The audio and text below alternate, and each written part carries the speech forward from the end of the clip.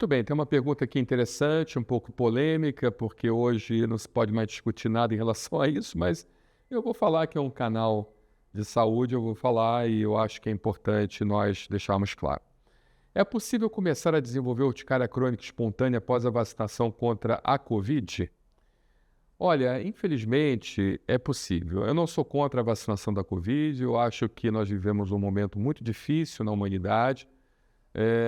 Muitas pessoas morreram da Covid, mas não morreram mais porque a vacina foi um mal necessário. Ela precisou ser feita, ela precisou ser aplicada nos pacientes, tá bom? Deu seus efeitos colaterais, as reações colaterais estão aparecendo, sim. Mas no momento que nós vivemos, no passado, essa vacina ela foi muito importante porque ela diminuiu a quantidade de mortes que aconteceu no mundo. Então, estatisticamente, sem a vacina ia morrer muito mais gente do que com a vacina. Então, se morreu essa quantidade, que foi uma quantidade alta, que foi alta, mas morreu muito menos que, de certa forma, morreria se não tivéssemos a vacina, graças justamente aos cientistas que desenvolveram essa metodologia e conseguiram, então, evitar uma coisa pior ainda. Mas a gente que estuda alergia e imunologia está vendo que estão saindo alguns artigos científicos mostrando que existe uma relação, não só da vacina, mas do próprio Covid-19, justamente na indução da urticária. A gente sabe que o Covid-19 ele age através de uma porção dele chamado proteína spike, espícula, né? Em português, a tradução é espícula. E essa proteína spike, ela se liga aos receptores ACE2, que são receptores da enzima conversora de angiotensina, e elas, de certa forma, são a ponte de introdução do vírus para dentro do corpo do paciente. Então, através dessa proteína que o vírus entra no corpo do paciente e, consequentemente, por assim dizer, a infecção. Tá? Então, é importante nós deixarmos claro isso. Só que viu-se que essa proteína spike também, ela ativa determinados receptores do mastócito, chamados receptores Toll-like. E então ela entra no mastócito, se liga ao mastócito, ativa o mastócito e há então o rompimento do mastócito com a liberação da histamina. E a histamina, por sua vez, causa o processo de urticária. Tá?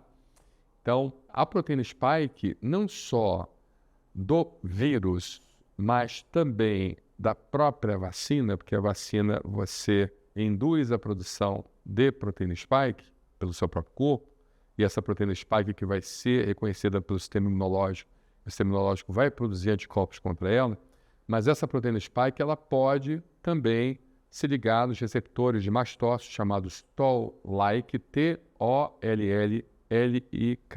Toll-like, e ativar o mastócito, fazer a ativação mastocitária com liberação de histamina. Cada vez mais isso tem sido publicado e mais artigos científicos têm mostrado essa relação em alguns pacientes, não é em todos, mas em uma pequena parcela da população, que começa a desenvolver urticária ou tem uma reativação de uma urticária já controlada. Ok? Então é importante vocês entenderem isso. Eu não sou contra a vacinação, eu sou a favor da vacinação. Naquele momento em específico foi muito importante para a humanidade, tá? Mas infelizmente a gente está encontrando algumas coisas aparecendo e que de certa forma são efeitos colaterais, não só da vacinação, mas do próprio vírus.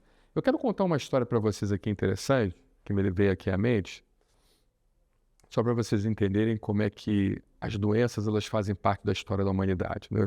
Nós vivemos essa situação triste da Segunda Guerra Mundial, onde teve um cara de bigode que fez coisas horrorosas no planeta,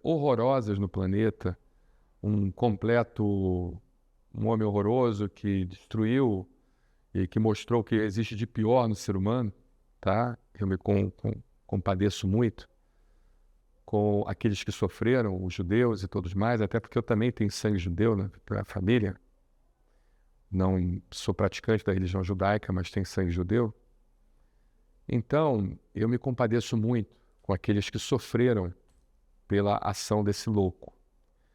Mas é importante nós analisarmos fatos da história que levaram à ascensão desse homem. Antes da Segunda Guerra Mundial, houve a Primeira Guerra. E a Primeira Guerra Mundial, nós sabemos que ela foi ganha pelos aliados e a Alemanha perdeu. E no momento da negociação de paz, quem negociou a paz com os aliados e o grupo que estava sendo liderado pela Alemanha foi o Kaiser.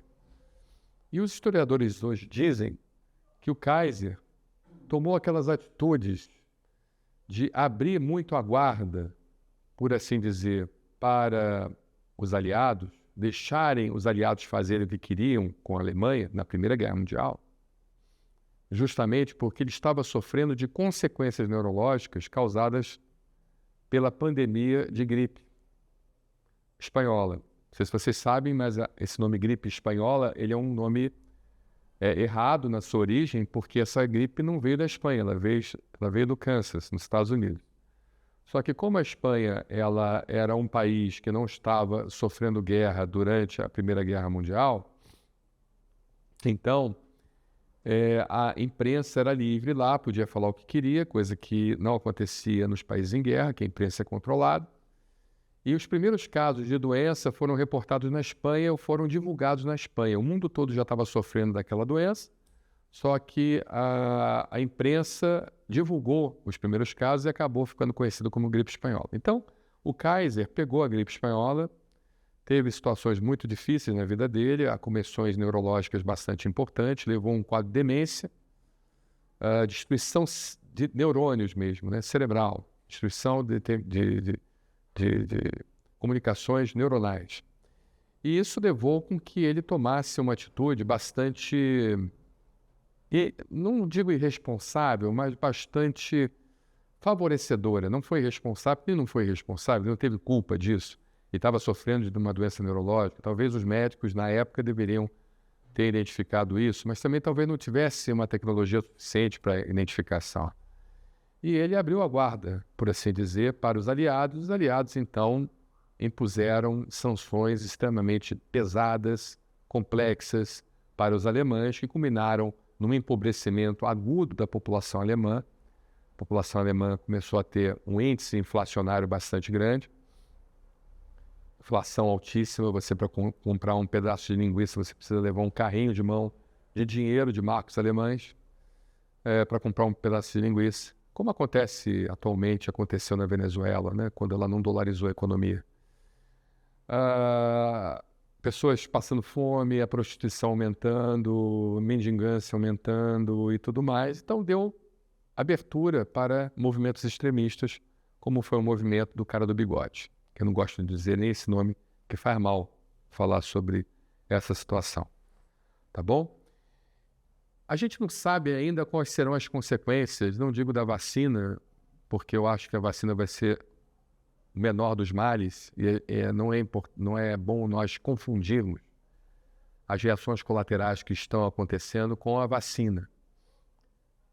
Mas naquela época não tinha vacina de gripe, e as consequências foram terríveis. As pessoas desenvolveram problemas neurológicos 20, 30 anos após a infecção de gripe, e que só foram descobertos 30 anos após a infecção de gripe. Então a gente não sabe ainda como essa pandemia afetou nossos corpos, afetou a nossa população em geral e tudo mais. A gente tem que ter muita parcimônia e sabedoria para não criar narrativas que venham endemonizar um tipo de terapêutica que ajudou a salvar a humanidade e que muita gente hoje está tendo trombose, está tendo miocardite, está tendo vários tipos de problemas de saúde que a gente não pode colocar a conta única e exclusivamente na vacina. Eu, particularmente, a minha opinião é que a vacina é o menor dos males. Pode ser que a vacina esteja causando essas situações em alguma parte, tem alguma culpa em relação a isso? Sim, pode ser que isso esteja acontecendo, alguma culpa, mas a infecção que todos pegaram, porque praticamente todos pegaram Covid no mundo, a gente só vai descobrir as consequências dessa grande infecção que todos nós pegamos, às vezes décadas após. E a gente não tem como dizer se foi a vacina ou não, ou se, de certa forma, a vacina tem mais culpa do que a infecção. Eu, particularmente, acredito que uma infecção sistêmica ela é muito mais grave do que uma imunização, do que uma reação colateral causada por alguns dias, proveniente de uma imunização, de um vírus que, de certa forma, está atenuado, ou de um vírus que está controlado. Então, a minha opinião pessoal é essa. Eu acho que muitas das reações colaterais que estão acontecendo, essas mortes súbitas e tudo mais, não é por causa da imunoterapia, não é por causa do imunoterápico, mas sim por causa da própria infecção, assim como foi, como exemplo, mas muitas pessoas sofreram de doenças neurológicas, mas eu estou dando um exemplo específico que mudou a história da humanidade, que levou nós a termos a presença da Segunda Guerra Mundial em nossas vidas, em nossa história, nos arquivos de nossa história, que foi a questão da gripe espanhola, as consequências tardias que a gripe espanhola causou em várias pessoas, nesse caso, do Kaiser, da Alemanha. Tá bom? Então vamos ser parcimônicos, vamos entender, a gente ainda está entendendo o que está acontecendo e não vamos endemonizar uma técnica que salvou muita gente. Tá bom? Muito obrigado pela sua pergunta.